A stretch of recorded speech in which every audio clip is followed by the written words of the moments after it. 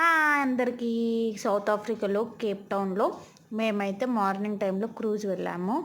ఎంత బాగుందంటే అంత బాగుందండి. సౌత్ ఆఫ్రికాలో కేప్ టౌన్ అనే సిటీ చాలా బ్యూటిఫుల్గా ఉంటుందండి. అందులో ఈ క్రూజ్ ఒకటి. అండ్ ఇక్కడైతే సీల్స్ అయితే ఎన్ని ఉన్నాయో తెలుసా అండి. ఇట్ ఈజ్ హ్యూమన్ ఫ్రెండ్లీ అనమాట. మనం ముట్టుకున్నవి ఏమంటలేవు. అండ్ కొన్ని డబ్బులు ఇస్తే ముట్టుకోవడానికి కూడా వాళ్ళు చూపిస్తున్నారనమాట.